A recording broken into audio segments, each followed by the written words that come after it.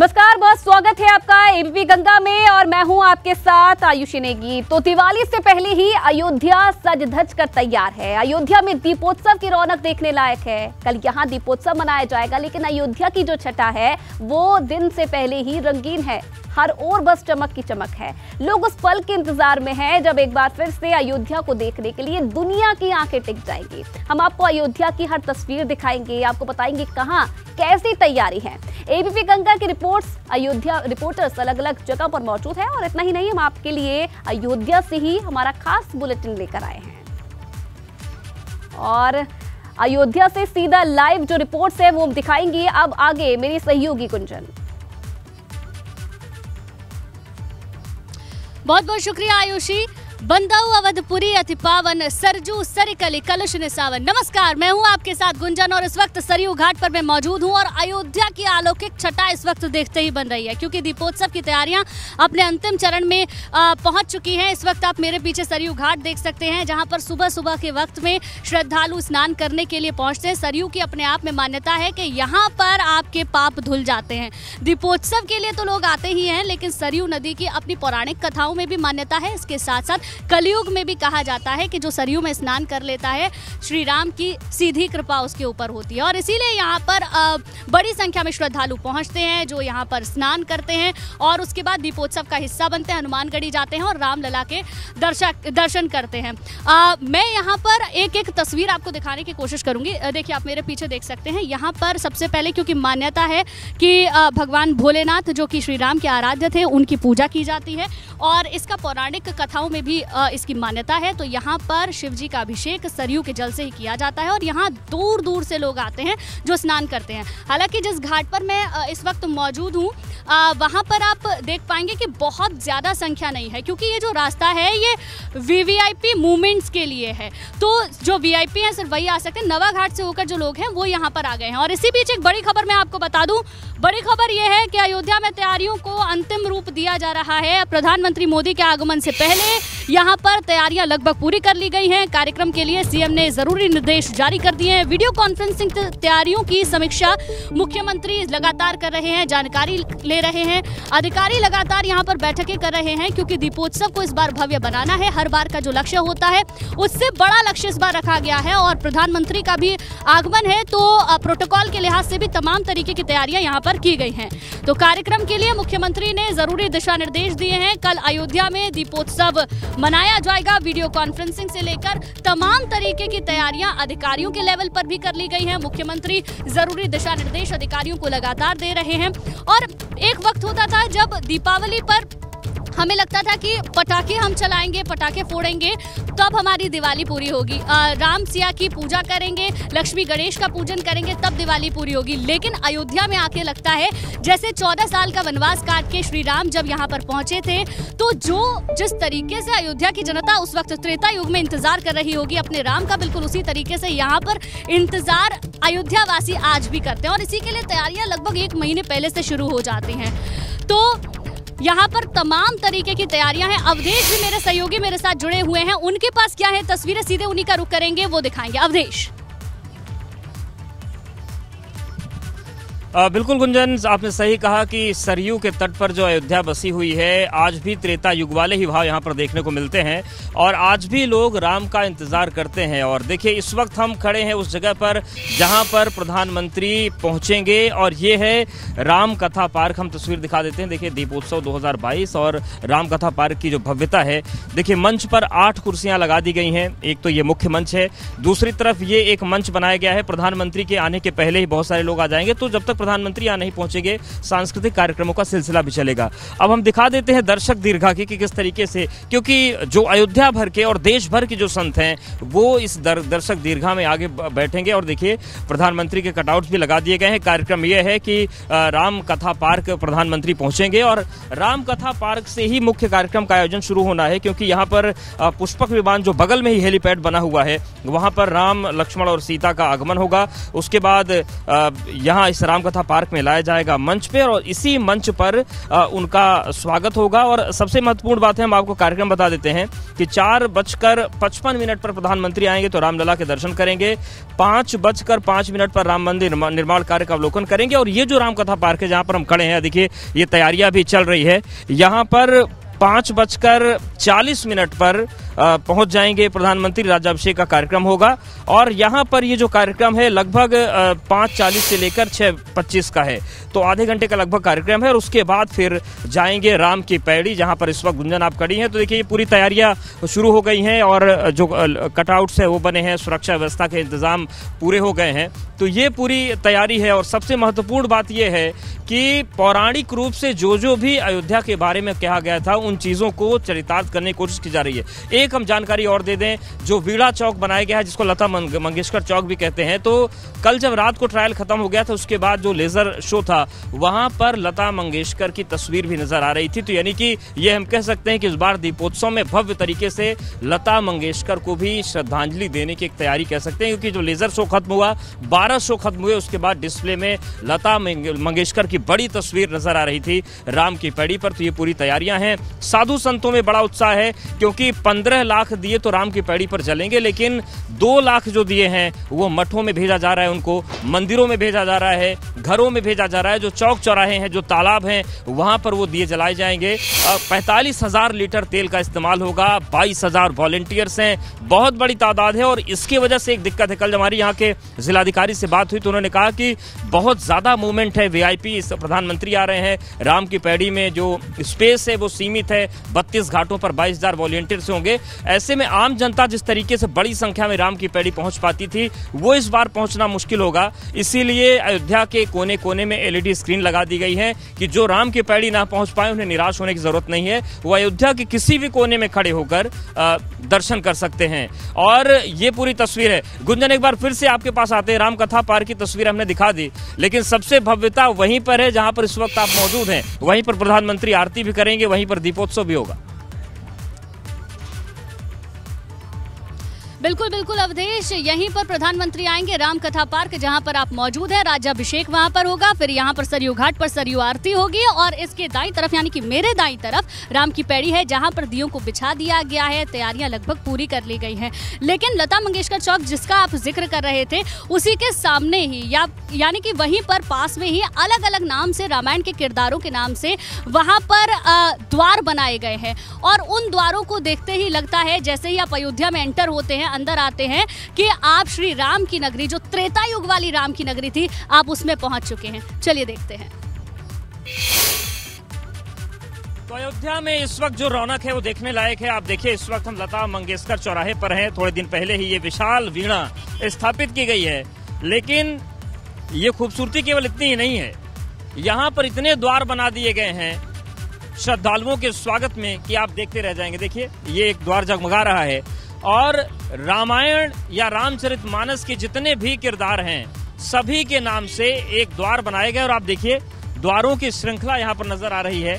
सीता द्वार से शुरू होता है, आगे सबरी द्वार, भरत द्वार, और द्वार ही द्वार हैं। हर रास्ते पर श्रद्धालुओं के स्वागत में द्वार सजाए गए हैं, राम के स्वागत में द्वार सजाए गए हैं।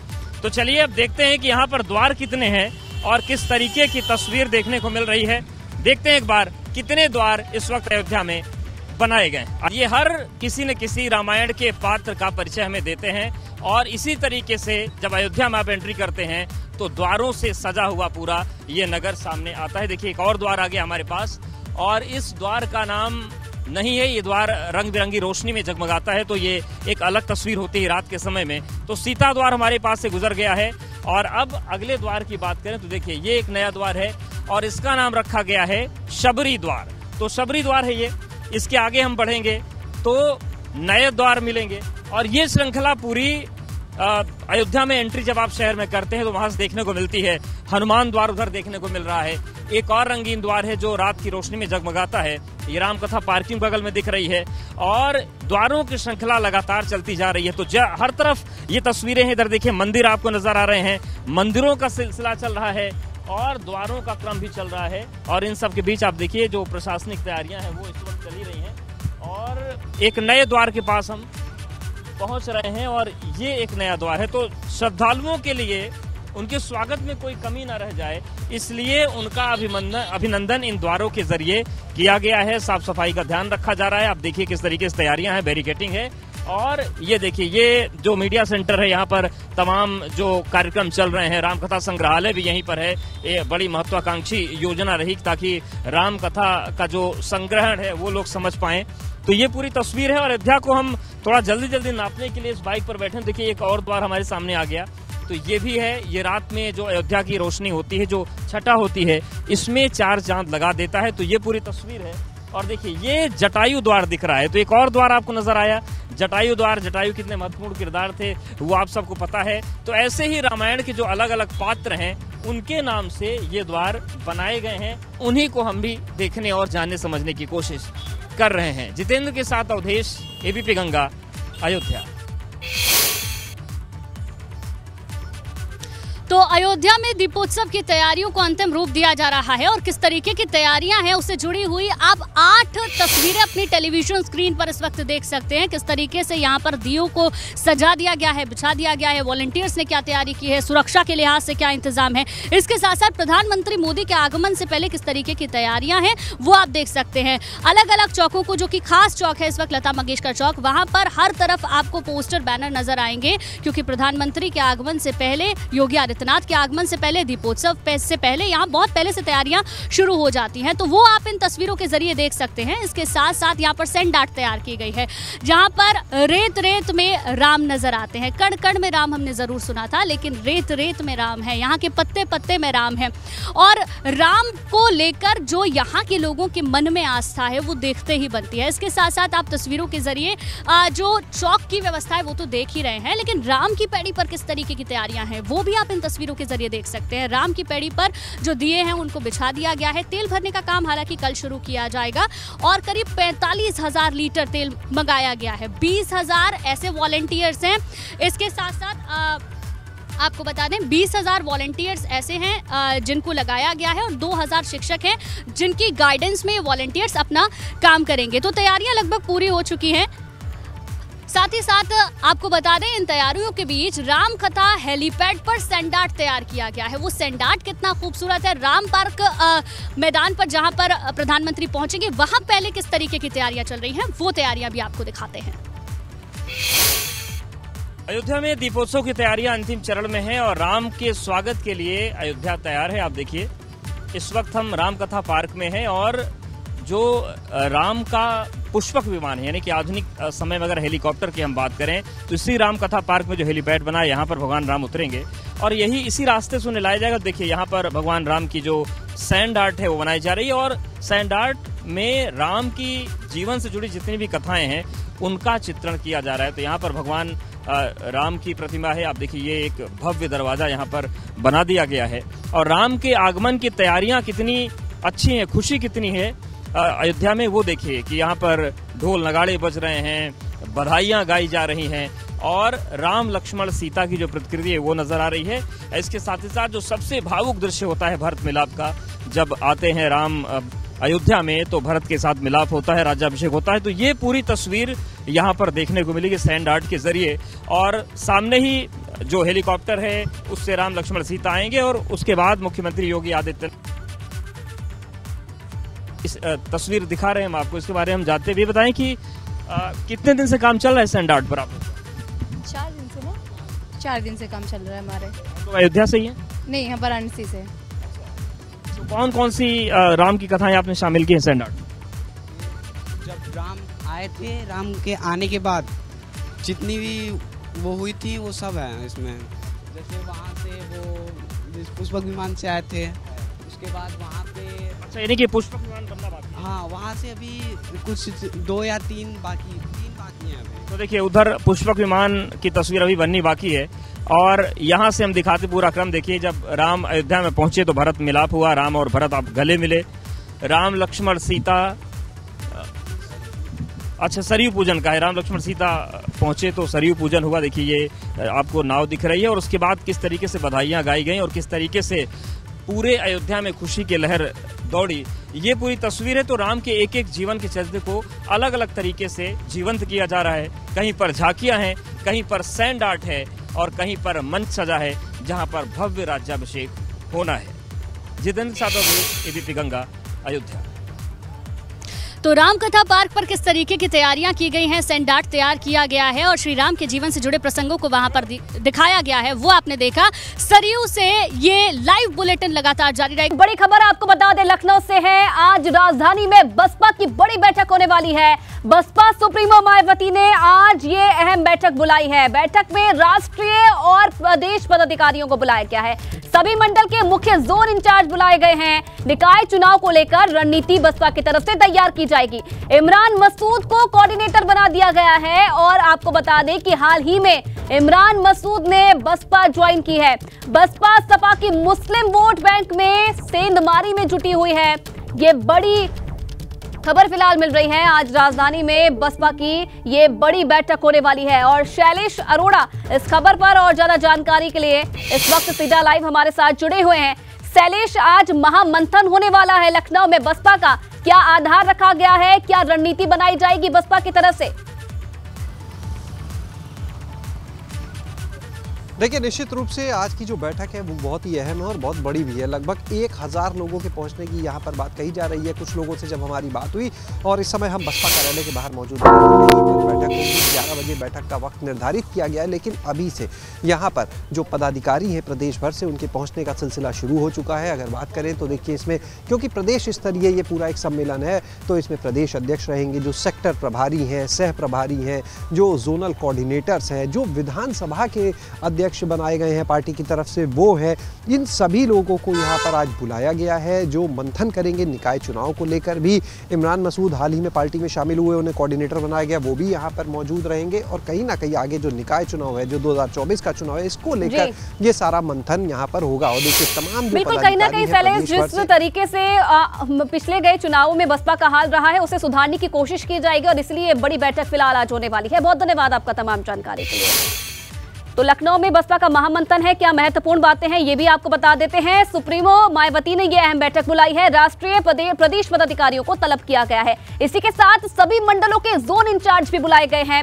इधर निकाय चुनाव की रणनीति पर इस महामंथन इस पर होगा और नवंबर में निकाय चुनाव का ऐलान संभव है। 2024 से पहले निकाय चुनाव पर बसपा का विशेष फोकस रहने वाला है। सदस्यता अभियान की समीक्षा भी इस बैठक में की जाएगी। साथ ही साथ मुस्लिम वोटर्स को पाली में कैसे लाया जाए, इस पर भी महामंथन आज किया जाएगा। इमरान मसूद को बसपा में हाल ही में उन्होंने ज्वाइन की है, बसपा शामिल हो चुके हैं बसपा में और मसूद को इस बार कोऑर्डिनेटर की जिम्मेदारी दी गई है। इमरान मसूद के जरिए मुस्लिम वर्ग को संदेश देने की कोशिश की जाएगी। निकाय चुनाव में मुस्लिम चेहरों पर बड़ा दांव बसपा की तरफ से खेला जा सकता है और इसी के साथ सपा के मुस्लिम वोटर्स में सेंधमारी की तैयारी भी बसपा की तरफ से की जा रही है। तो महामंथन आज मायावती का और इसलिए ये बड़ी बैठक बुलाई गई।